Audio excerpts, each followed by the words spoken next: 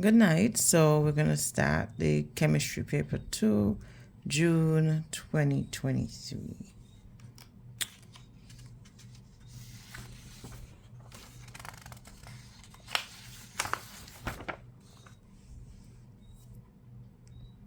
Hydrogen peroxide decomposes to produce oxygen and water in the presence of potassium iodide, which is a catalyst. The effects of the concentration of the hydrogen peroxide on the rate of reaction was investigated. For each experiment, the concentration of the hydrogen peroxide was changed, and the time taken for the hydrogen peroxide to decompose was measured using a stop clock as shown in Figure 1. Okay. Define the term rate of reaction, define the term catalyst. So the rate of reaction is a measured change in the concentration of a reactant or product with time at a given temperature. A catalyst is a substance that speeds up the rate of reaction without getting used up itself in the process. Sometimes, however, the catalyst may change phase when catalyzing the reaction.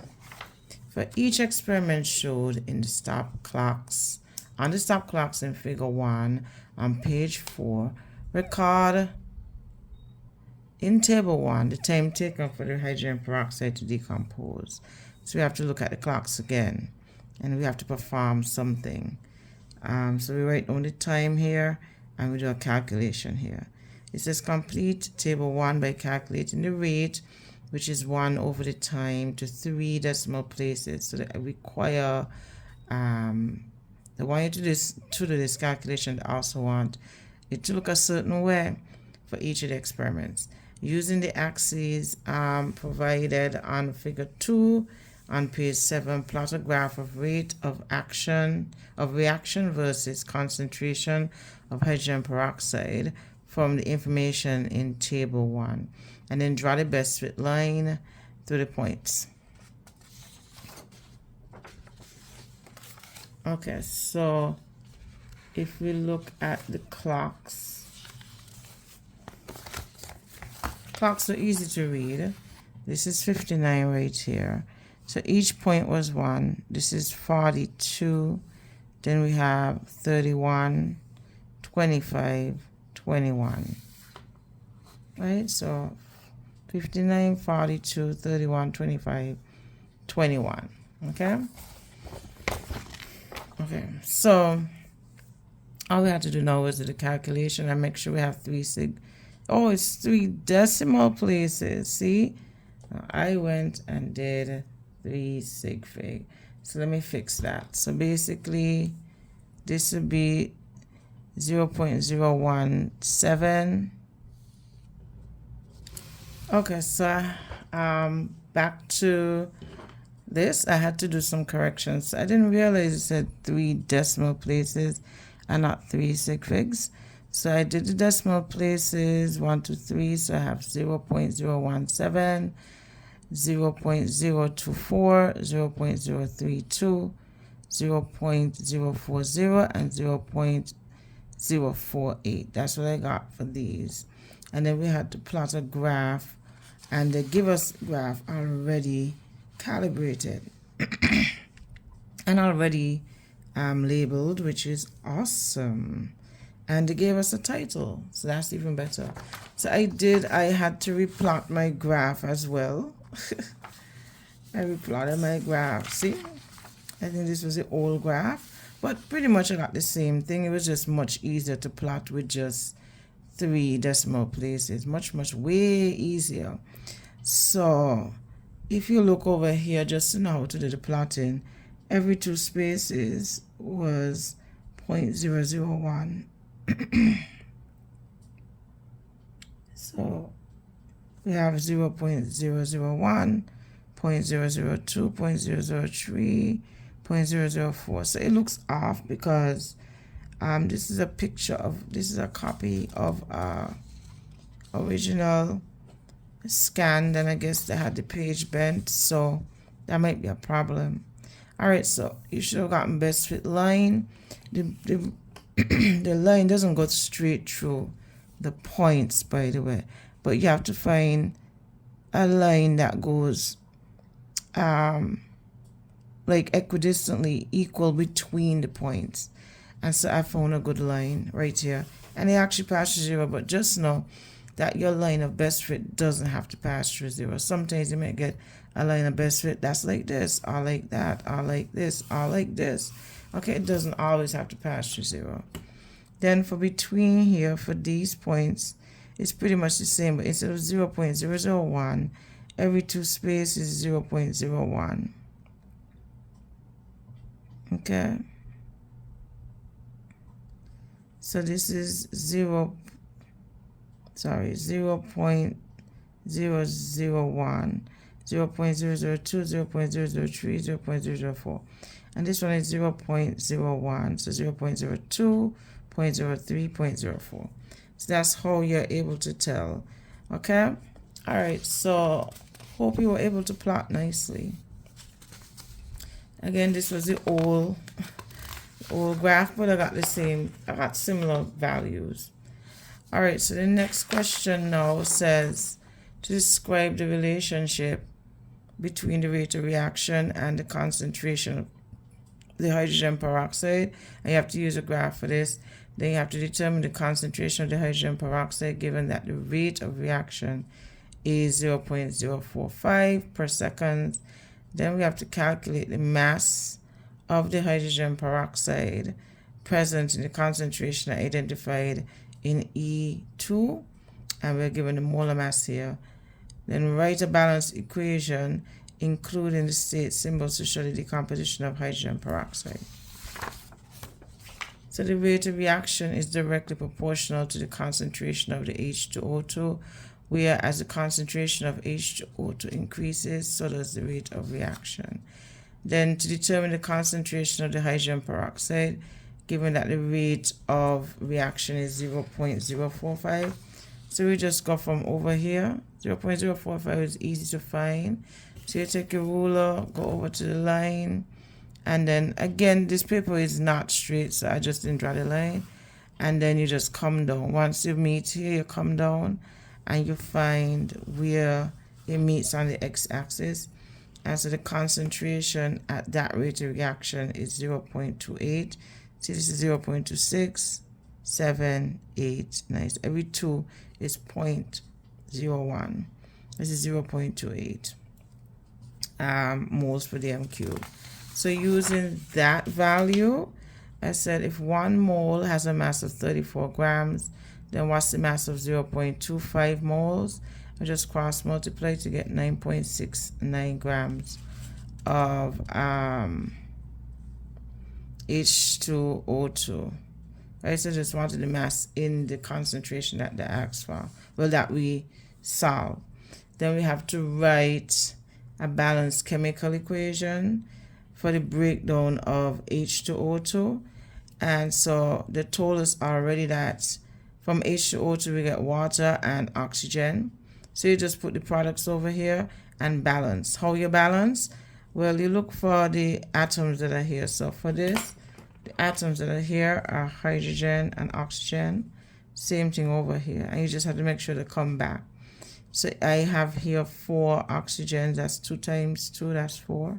And I have 4 hydrogens and I have 4 oxygens. And over here should have the same. So if you look at it, we have 2 oxygens plus 2, that's 4. And then we have 2 times 2, that's 4. So we are nicely balanced for this. Then moving on to question 2, it says, at atmospheric pressure, water exists in 3 states of matter, while carbon dioxide exists in only 2 states. State the 3 states of matter in which water can exist. Describe the energy of the particles in each of the 3 states of matter, and then name the process which occurs when carbon dioxide changes from one state to the other. So H2O can exist in the 3 states, which is solid, liquid, and gas. That's 1 mark.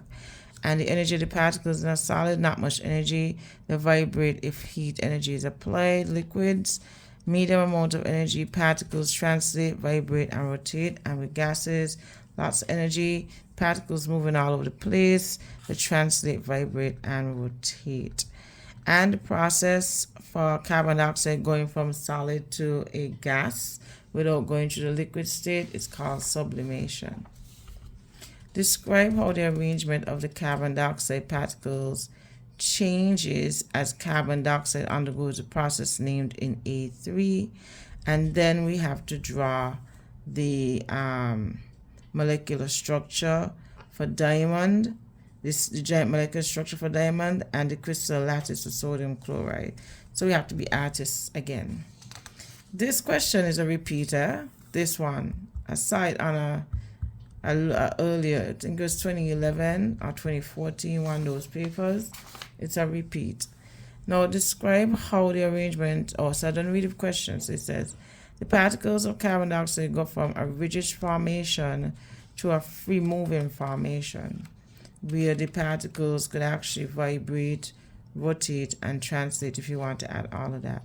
Then I pulled out my pencil and did my art. So remember the unit, I just draw the unit for soil. The unit for sodium chloride is where we have, if you use a chloride atom first, you have to bond it 6 times to sodium ions. If you use the sodium ion, you will have to bond it 6 ways. So you have the axial, the equatorial, and the equatorial bonds.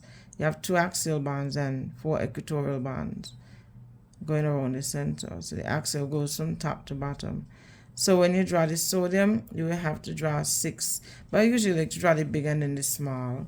And then I drew how it would look. So I started from the center and I just added it on. Like usually how we learned in high school, well, how I learned it was that you draw a box and you draw another box. But that is so tedious. Like you could forget what you're doing.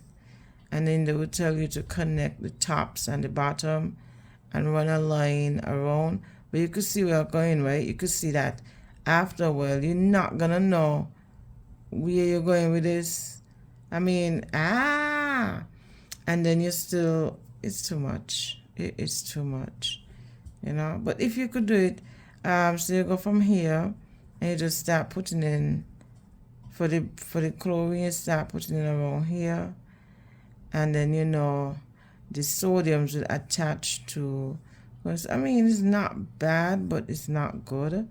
And then you just, everything else would be small, then big, small, big, small, big here. Yeah, so, okay, so this is not so bad. And I was crying just now. And then you could do the big, small, so you could do it like that. Yeah, this is not so bad. Okay, and then you try to fill in as many things as you can. And then you conjoin this here. So this is going to be small, then big here. Okay, and then come down here. This will be big. Okay, cool. So that looks like this. A nice trail, so you would have gotten back to that. And then for this one, you can see you start off with a little chicken foot. And then you come down. And then the ones on the edges hook onto each other like that. And then the ones in the middle, they do the little hooking stuff in the back there. Okay, so you have to learn how to draw these structures. Not if ands or buts, because they keep coming, keep bringing it. It's either, what they used to do was bring graphite more than diamond, but I'm seeing a lot of diamond now. So save yourself. So in solution, 2 metals A and B form A plus and B2 minus ions respectively. Metal A displaces ion from a solution containing Fe2 ions, but metal B does not. So write a balanced ionic equation to show the reaction between metal A and the Fe2 plus ions.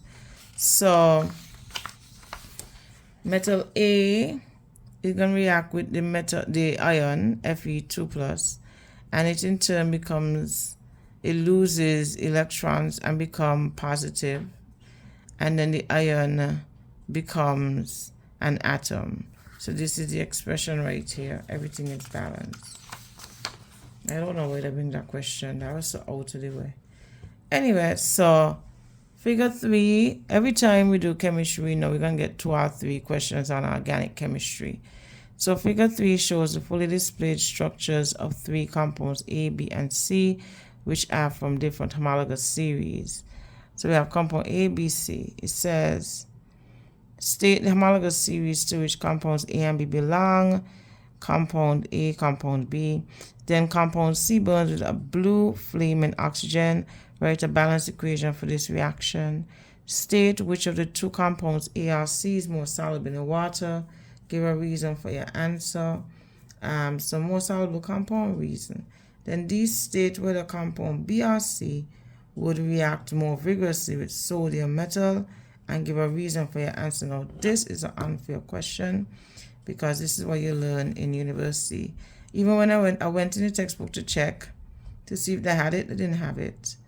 I guess it's which textbook, but you usually learn this in high school, in college, university, at least 6th form or something, so even after that.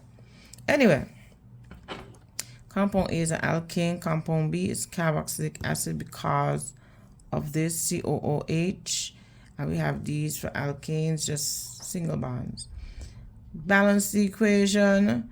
Like I said before, you write down the atoms that you have on both sides, and then you write down the numbers of each. And in this case, I saw that you just needed 3 oxygen atoms and 2 carbon dioxide atoms. 3 oxygen molecules, 2 carbon dioxide molecules, and 3 water molecules to balance the equation. Okay, so this is the balanced equation. Make sure you write your states.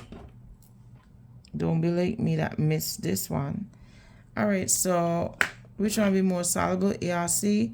Definitely C, because C is a polar molecule just like water. Hence, like will mix with like.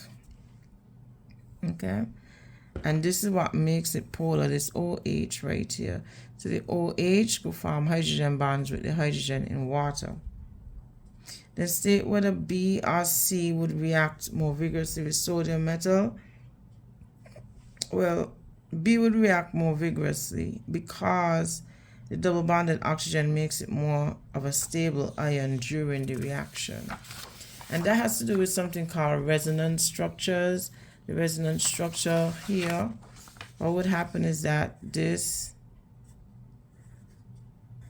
when that is gonna form something like this.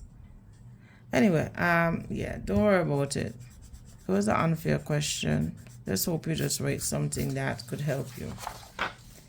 Anyway, write a balanced equation for the reaction of compound C with sodium metal, and then describe one test that could be used to identify the gas that is produced in the reaction of compound C with sodium metal. So here we have the reaction of compound C with sodium metal. You have 2 molecules of the alcohol plus 2 atoms of sodium. Then you get the metal alkoxide, I think that's it, and the hydrogen gas. I had a long day, so forgive me. But this is the equation though. So it says describe one test that could be used to identify the gas that is produced in the reaction of compound C and sodium metal. Well, hydrogen is coming off, and the test for hydrogen will be to use a lit splint. And once you put a lit splint over hydrogen, water will be formed, and it would extinguish the flame. And this is the reaction here. Hydrogen and the combustion reaction will actually happen, and the water that's produced will extinguish the flame. You're here, boop, it's gonna be a squeaky pop. Depending on how much hydrogen coming off, it could be a squeaky soft pop or a squeaky low pop. If you get a low pop, that means a lot of hydrogen came off. Compound B and C.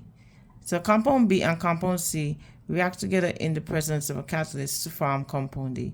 State the name of the catalyst, and then you need to draw the structure of compound D. So remember that compound B is a carboxylic acid, and C is a alcohol. So when you have carboxylic acid reacting with the alcohol, you're going to get an ester, And the catalyst for this will be concentrated sulfuric acid with a little bit of heat. And this is the fully displayed structure of it. So this is the alcohol part, and this is the carboxylic part coming together, losing that water. Okay, moving on to question 4. Sulfur and magnesium. This is a totally repeat question from 2011. So sulfur and magnesium are 2 elements in the same period of the periodic table. The different properties of the oxides of these elements are represented in table 2. We have the state, which is gas for this one, and this one is a solid, melting point -2, and this one is 2852. With reference to bonding, explain the difference in melting point between the oxides of sulfur and magnesium. Okay, I wrote something. It said, the bonding in the oxide of sulfur is covalent. Although the covalent bonds hold the sulfur and oxygen atoms are very strong. The molecules themselves are held together by intermolecular forces, which are weak in polar substances, and extremely weak in nonpolar substances. So this is between so if you have sulfur oxide, we're not talking about the bonds between the atoms that make sulfur oxide, talking about the intermolecular bonds between the molecules of sulfur oxide. Okay, so that's what we're talking about. So let me read again. The bonding in the oxide of sulfur is covalent. Although the covalent bonds holding the sulfur and oxygen atoms are strong, the molecules themselves are held together by intermolecular forces, which are weak in polar substances and extremely weak in nonpolar substances. This is why an oxide of sulfur has a melting point of -72 degrees Celsius. Now, the bonding of the oxide of magnesium is ionic. At room temperature, ionic compounds exist as crystalline solids.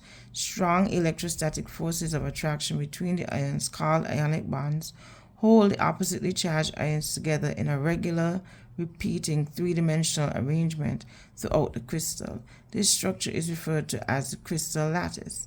These strong bonds account for the oxide of magnesium's high melting point of 2852 degrees Celsius.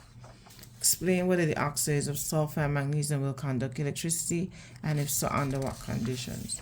So the oxide of sulfur will not conduct electricity in solid or liquid phase, and that's because it's covalent, right? However, the oxide of magnesium will conduct electricity in the liquid phase, because in the liquid phase, the oxide of magnesium will contain mobile ions, which will enable the flow of electrons through it. And figure 4 is a partial diagram of the apparatus a group of students intend to propose to use to investigate whether ethanol, aqueous ammonia, and aqueous lead to nitrate will conduct electricity. So you have to complete this drawing, complete with labels. So it says, complete the diagram of figure 4 in order to make it a circuit that is suitable for achieving the aim of the experiment. And then it says, classify the 3 substances to be investigated. We have ethanol, aqueous ammonia, and aqueous lead to nitrate as either a conductor or a non-conductor. So just had to draw the beaker containing the electrolyte, and what I did, I went the extra mile and label them. And please remember that the cathode is negative, it attracts cations. The anode is positive, it attracts anions, which are negative, right? So I completed the diagram. I got 2 marks. Yay! And so the conductor would be the aqueous lead to nitrate because it contains ionic bonds. Whereas the ethanol and the aqueous ammonia, no, it's not going to conduct electricity. They're not ionic in it. They don't contain ionic bonds. Okay. Anaerobic fermentation occurs when yeast is used in the production of wine. Define the term anaerobic fermentation. State one reason why high temperatures are not suitable for the anaerobic fermentation, and then write a balanced equation for the anaerobic fermentation of glucose. Anaerobic fermentation is a reaction that occurs without oxygen.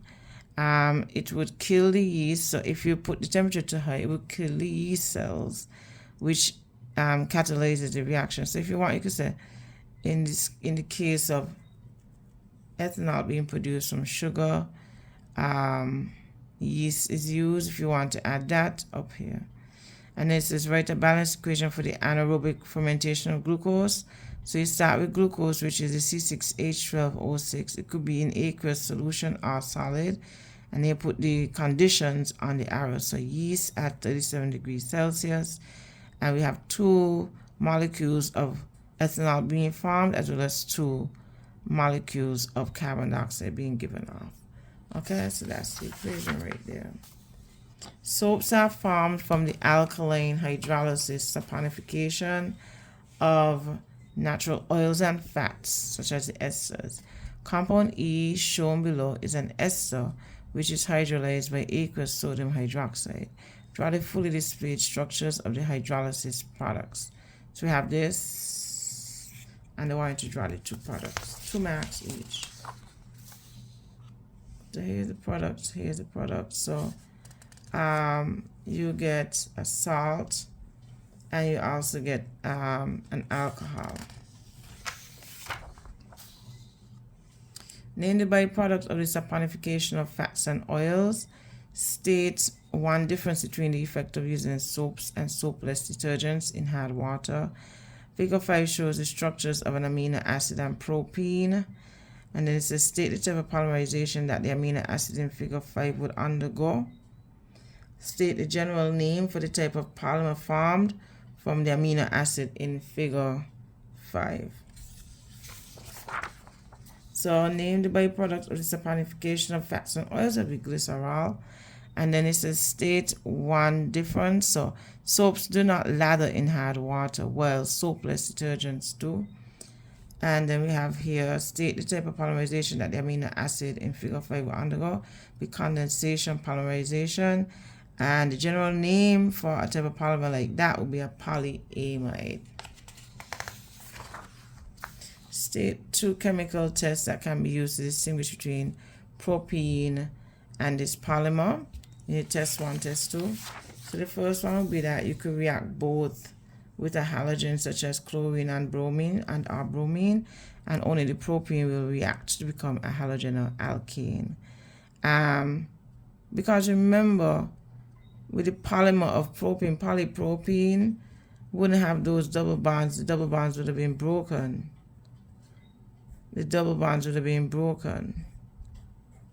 Right? And how you would draw this is that, so if polypropene is like this, and I want to here, and here, and here. The bond gonna break here. And this would write it as C3, CH3. So when we want it to repeat, you will end up with just this part, and then you will have this repeater to show that it's repeating. Right? That will be the unit. Y'all lucky they didn't bring no repeater unit. So this will be the unit here. And it has all these single bonds, so it's not gonna be reactive like propene is. Propene will be reactive, so it will react with that double bond in propene. This, if it's not polypropene, this double bond here would be very reactive. So you can react both with water in the form of steam, and only propene will react to become an alcohol. Now this is the question. They send y'all to agriculture class this year. I would have just make up something, Me no care. I would have make up something. So I hope you made up something that makes sense. Usually when you talk about plants, you talk about photosynthesis. I gotta stick with that. Okay, so Farmer Brown reaped a crop of vegetables and reported that the yield was far below what he expected. An analysis of the soil revealed that there was a deficiency of magnesium. Outline the importance of magnesium on plant health. Explain how a magnesium deficiency can result in the low yield of vegetables. Magnesium is essential in green plants to produce green pigment, chlorophyll, that is found in chloroplast. That is found in chloroplast. So chlorophyll absorbs the sunlight energy so that the plants can manufacture their own food by photosynthesis. A shortage of magnesium causes chlorosis, where the leaves of plants become yellow. If this happens in vegetables, they will be unable to photosynthesize. When a plant is unable to photosynthesize, it means that they cannot make their own food. Hence, they will eventually die, and this in turn will produce a low yield of vegetables. So I just tie it up to sound nice and good, like a wrapping a Christmas present. Then it says, state 2 other metal ions which are important in plant growth and the results of such deficiency.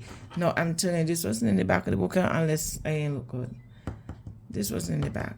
Anyway, we had the metal, the deficiency. So I came up with copper and iron. So if the metal copper is not present, it will increase the susceptibility of the plant to diseases like ergot, which can cause significant yield loss in small grains.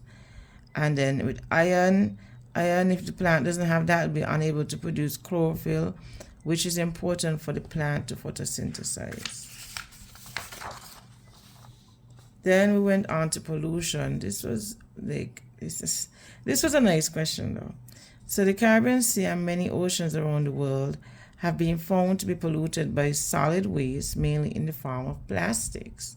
State 2 examples of plastic waste that are commonly found in the seas and oceans. Discuss 2 harmful effects of plastics on marine life. I went super simple, but you could have said anything you wanted. I said 2 examples of plastic waste would be plastic bottles and plastic container holders. Those little things that used to be on the cans, those strangulation things, I don't know. They used to hold the cans together. So anyway, discuss 2 harmful effects of plastics in marine life. So animals can suffocate from plastics if they get caught in them. For instance, if they get caught in a plastic bag and the plastic bag wrap around the head from the currents of the ocean, I could see them just suffocating from that. Or if they go in a bottle and then maybe the cap was on and then eventually water, how I can make it sound. Yeah, so the bottle would have sink to the bottom of the ocean, and you could say maybe the animal climb up inside it, like a little fish and stuff, and the bottle couldn't move, you get lodged between a rock or something like that. So if you want to expound, fine. I got tired by this point. You could expound and explain. And I say, here's another one. Have you ever seen turtles that get caught up in the containers, the plastic cola containers, and you see how they get deformed? Like if you have the turtle, right? And this is a regular turtle. So let's say we have a regular turtle. And then what happens sometimes when they're small, like babies, they get caught up in the plastic around their waist. And then as the turtle grow, the plastic's still there, and the plastic's so strong it's not stretching. And the turtle grow big, and they got this little small little head, and then it grow like this, like a 8. Y'all never see that? Well, I've seen it. And then by the time they're ready to save the turtle, the turtle not gonna grow out of that because it done deformed. It's like a deformed turtle for life. Aww, so sad. Anyway, that's the end of the chemistry test. How did you do? Did you do well? Did you do bad? Did you do good? I hope you at least were able to answer 4 out of the 6 questions. On a scale of 1 to 10, or on a scale of difficulty, I would say, let's say 1 to 10. Difficulty-wise, 10 being the most difficult, I would say 7. I would say 7.5-ish, because it dealt with a lot of content that you were supposed to be able to know you had to study. I wouldn't say it was easy at all, but if you did study and if you were lucky enough to do those past papers, you would have feel safe. Anyway, everybody, good night. This is actually the shortest, one of the shortest videos I've done for past people. Have a good night. See you around.